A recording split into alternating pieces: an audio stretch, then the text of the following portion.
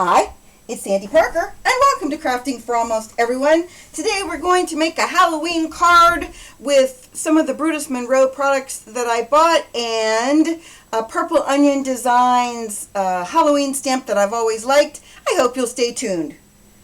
So the first thing I did was I followed the directions I was given by Heather at Brutus Monroe, and that was that you put a lot of the powder on your background and then you won't have a lot of crumbs around the side. So before I even tapped it off, I wanted you to see that the only little bits of glittery things I have left are on the side. I haven't heat set this. I just wanted you to see this, and so that we can tip it over and tap it off and see if we have anything left in the way of glitter once I do that. And I don't see anything left. So she was right. Of course she was.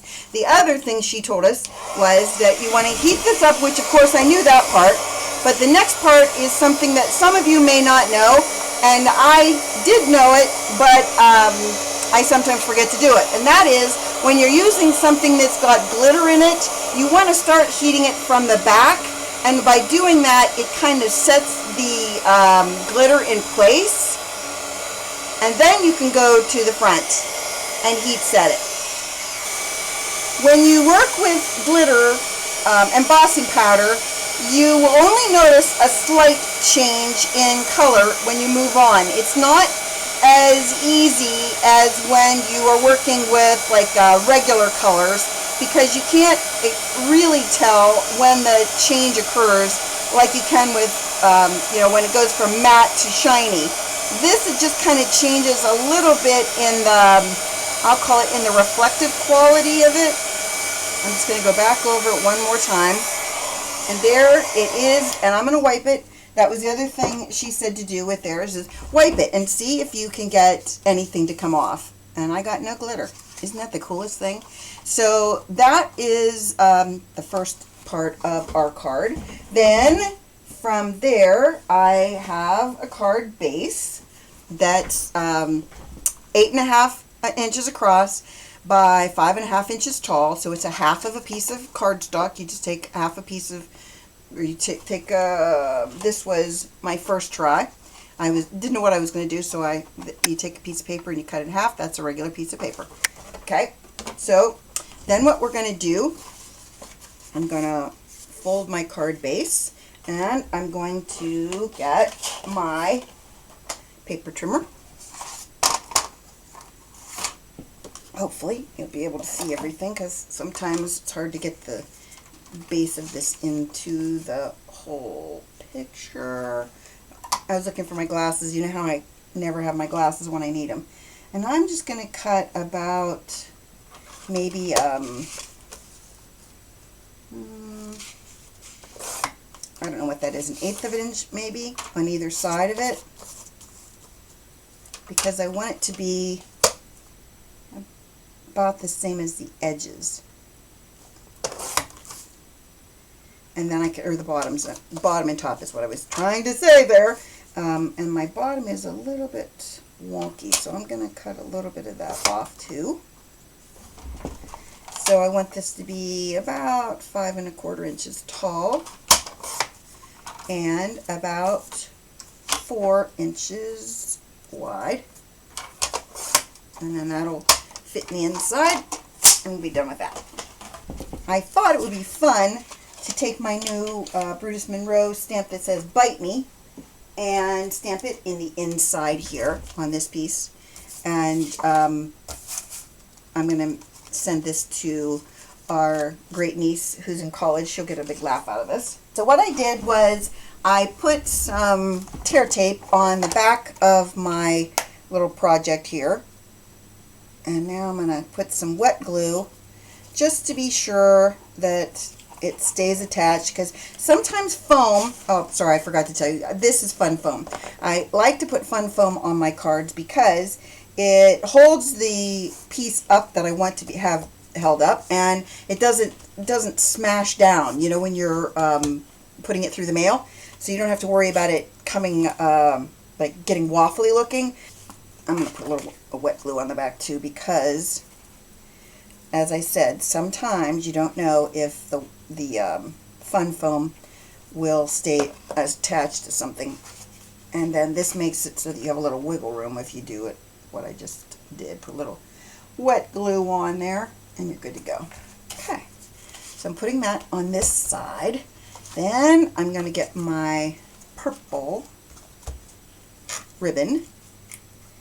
I'm sure I have more purple ribbon than this, and it's probably wider and looks better and blah, blah, blah, but right now, I think I'm just going to go with this.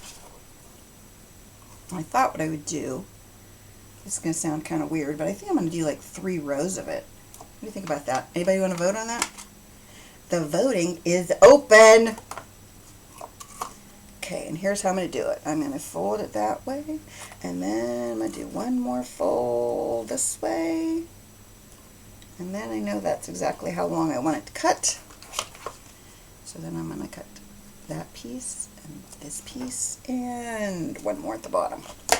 Then all I'm going to do is, this is the tricky part.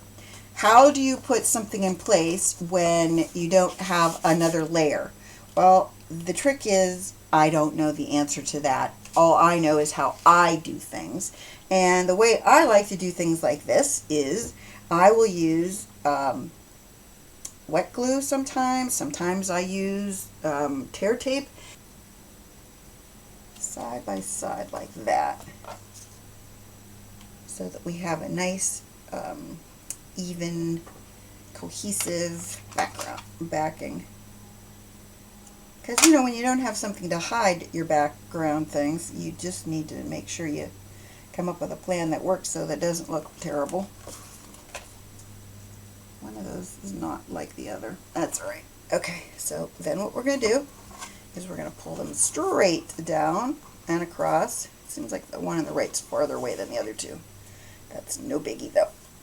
Okay, so the next thing we're going to do is we're just going to put them like this. And I'm going to put some tear tape on the backs of them.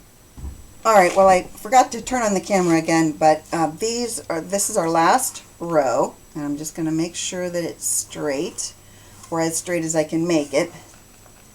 Then I'm going to take that backing paper off. That's really long compared to the other two. I should cut it down, but I don't know how much, if I'll have any tear tape left. I don't think I will, so I'm just going to have to cut this down a little bit. Look at all that crap on my scissors. Let's see how that did. Not as straight as it could be, but who cares about that, right? Then I thought we would take one of our accessories that we got, I could do a shoe maybe. Maybe I'll do a boot in the middle of it. It's all about the boot. There we go. I think I'm going to put that in there. Higher maybe, right there. Okay.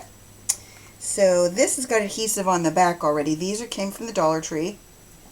Got a pack of 15 of them for $1, which I thought was great. And then the thing that's cool about this is because it's got adhesive all over the whole back of it, it will be able to hold down all 3 of my ribbons like that. Voila. I need to put a little bit more glue on a couple of these spots. Now, the other thing that happens sometimes when you do this is your ribbons will move a little bit. So you can put a little bit of wet glue. Here's how you do it. See how I'm bending the card up? Put a little bit of wet glue underneath the ribbon. Just a little bit. And hopefully I'm getting it to come out. Hoping I got a little ribbon glue on there. Okay, then we're just going to hold it down for a second. A little bit more than I wanted. It'll dry clear, don't worry. But that will hold them in place. Then we won't have to worry about the outside of our card. Now, for the inside of our card, we already decided we were going to do this. And I could clean these up and make them look better, but I'm not worried by that. I think it kind of looks more like homemade. And the other thing I was thinking that you could do, if you were so inclined, and I am because, you know, I'm quirky this way, I think it'd be fun to just put one of my hats my witch's hats over that. So, you know how you're going, oh, geez, Sandy, what are you going to do about that mess you just made with those? That's what I'm going to do with it. I'm just going to put a little hat right there. There you go. Then on this side, all we have to do is put this layer in place. So here's our card. I put the sticker from Brutus Monroe on the back of it, and I really liked the embossing powder that I made, and I hope you enjoyed this, that you give it a thumbs up and subscribe, and please tell your friends about me on social media because you know I love that. And thanks so much for watching. Bye-bye.